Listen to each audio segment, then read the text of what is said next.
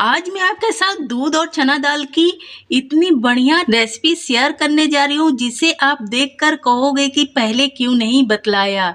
High protein से भरपूर बहुत ही टेस्टी बहुत ही हेल्थी ये रेसिपी बनने वाली है और इसे बनाना बहुत ही आसान है। घर की ही चीज़ों से बहुत ही आसानी से बनकर रेडी हो जाती है।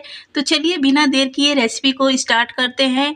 लेकिन रेसिपी स्टार्ट करने से पहले आपसे रिक्वेस्ट है, आपने अभी तक मेरे चैनल को सब्सक्राइब नहीं किया तो प्लीज़ सब्सक्राइब कर लीजिएगा। तो यहाँ पर ले लेना है पैन, इसमें ऐड करना है कप से 3 कप दूध।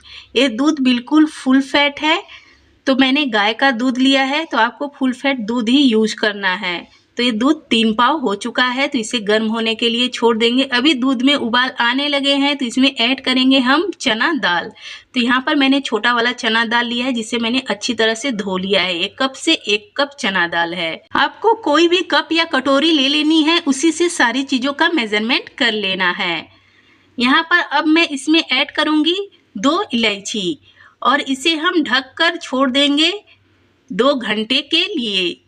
तो यहाँ पर फ्लेम को अभी मैंने ऑफ कर दिया है और इसे 2 घंटे के बाद देखते हैं। 2 घंटे हो चुके हैं और हमारा ये दाल आप देखिए अभी कैसा हो चुका है। हल्का बड़ा हो चुका है, मतलब हल्का हल्का फूल चुका है, लेकिन देखिए बहुत ज़्यादा नहीं फूला है। अभी बीच में ये बहुत टाइट है। तो चलिए इसे फटाफट से कुक करेंगे।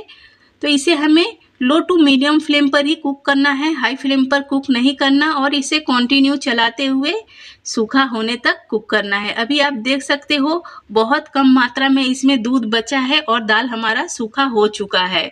तो अभी भी मैं आपको टच कर कर दिखला रही हूँ, ये बहुत ज़्यादा गला नहीं है, अभी भी टाइट है। तो चलिए इसे ठंडा होने के लिए छोड़ देते हैं। तो यहाँ पर दाल ठंडी हो चुकी थी, तो मैंने इसे मिक्सर के जार में ले लिया है और बिल्कुल ये सूखा हो चुका है। तो इसे पीस कर देख लेते हैं।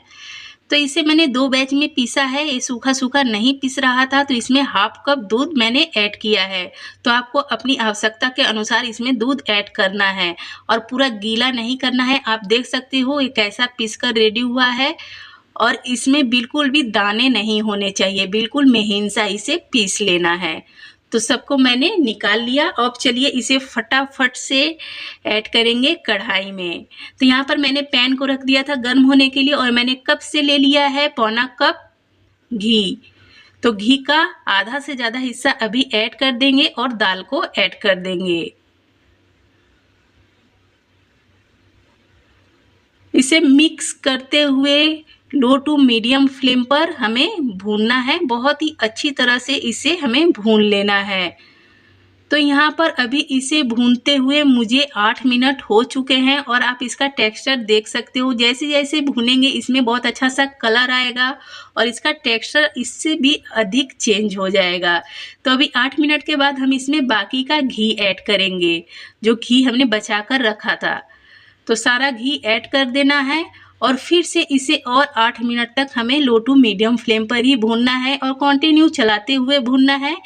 इस स्टेप में थोड़ा सा पेशेंस रखने की ज़रूरत है, थोड़े धैर्य के साथ इसे भूनना पड़ता है और भूनने के बाद ये मिठाई बनकर रेडी हो जाती है। तो आपको पता चल ही गया होगा कि हम आज चना दाल की बहुत ही टेस्टी सी मिठाई बना रहे हैं। तो देखिए अभी ये भून चुका है। अब इसमें मैं ऐड कर रही हूँ हाफ कप डेसिकेटेड कोकोनट, यानी कि नारियल का बुरादा, और थोड़ा सा किशमिश 2 चम्मच के लगभग में। आप इसमें और भी ड्राई फ्रूट अपने मन का ऐड कर सकते हो या फिर इसे भी स्किप कर सकते हो। सिर्फ आप चना दाल से ही इस स्वीट को बना सकते हो। तो इसे भूनते हुए अभी पूरा 8 मिनट और हो चुका है, यानी कि मैंने इसे 16 से 17 मिनट तक भूना है। 1 मिनट तक कोकोनट ऐड करने के बाद भूना है। अभी मैंने फ्लेम को ऑफ नहीं किया है, फ्लेम ऑन है और मैं इसमें ऐड कर रही हूँ 1 कप शुगर पाउडर। शुगर का आपको एकदम महीन सा पाउडर बनाना है, इसमें दाने नहीं होने चाहिए। अगर दाने हैं तो आपको चाल कर लेना है, क्योंकि इस रेसिपी में शुगर पाउडर बिल्कुल भी मेल्ट नहीं होता है। आप देखिए मैं इसे मिक्स कर रही हूँ और इसमें से बिल्कुल भी आपको नहीं लगेगा कि ये गीला हुआ है, ये भुरभुरा सा ही रह जाएगा। और दूसरी रेसिपी में आपने देखा होगा कि शुगर पाउडर ऐड करते ही शुगर गीला हो जाता है, हमारा जो मिक्सचर होता है बिल्कुल गीला हो जाता है, लेकिन इसमें बिल्कुल भी ये गीला नहीं होगा। और फ्लेम को ऑन रखकर ही शुगर पाउडर को ऐड करना है, जिससे कि शुगर पाउडर भी हमारा हल्का कुक हो जाए। तो जैसे जैसे ये कुक होगा इसका टेस्ट और भी बढ़िया हो जाएगा। चना दाल भूनने के बाद ही इसमें से इतनी बढ़िया खुशबू आने लगती है कि लगता है कि किचन पूरा एकदम गंध से भर जाता है। तो आपको खुद ब खुद पता चल जाएगा कि चना दाल कितना बढ़िया भुना है। तो अभी देखिए मैंने इसे फटाफट से थाली में निकाल दिया है, मतलब सारा डो नहीं निकाला है, हाफ निकाला है। थाली में हल्का सा घी मैंने लगा दिया था। तो मैं आज इसे 2 तरह से आपको सेट कर कर दिखलाऊंगी।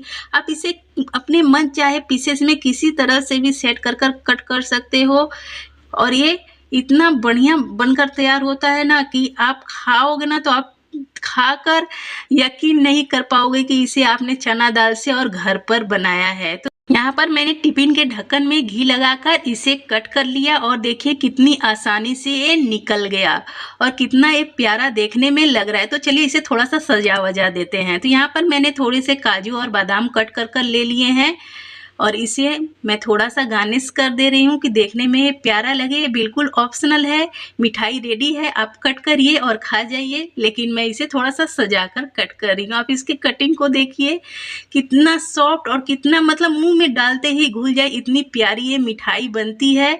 और देखिए मैंने इसमें कोई कलर ऐड नहीं किया और देखने में कितनी प्यारी लग रही है। जो हम इसमें दूध में पकाते हैं ना उसकी वजह से इसमें इतना बढ़िया सा कलर आता है और टेस्ट तो लाजवाब सा आता है। तो चलिए दूसरे तरीके से इसे बना लेते हैं। यहाँ पर मैंने ले लिया है बोतल का ढक्कन, इसमें मैंने घी लगा दिया। इसमें मैं 1 किशमिश, थोड़े से काजू और बादाम नीचे से डाल दे रही हूँ और इसमें फटाफट से हमें डो को लेना है, मतलब चना दाल के मिक्सचर को लेना है और आप जितना मोटा पतला चाहते हो उसी अनुसार से आप ले लीजिएगा। देखिए मैंने थोड़ा ढक्कन से कम रखा है, अगर भर कर लूँगी तो बहुत ज़्यादा मोटा बनेगा। तो क्या करना है, सिर्फ इसे हल्का सा प्रेस कर देना है और फिर ढक्कन को हाथों में झटकना है और देखिए हमारी मिठाई निकल चुकी है और देखने में कितनी प्यारी लग रही है, आप देख सकते हो। और एक मैं बनाकर आपको दिखला देती हूँ। मतलब ऐसी मिठाई बनाने में भी बहुत अच्छा लगता है कि हम कोई खेल खेल रहे हैं और प्यारा प्यारा सा ये बनकर रेडी होते जा रहा है। तो देखिए थोड़ा सा मिक्सचर लेना है।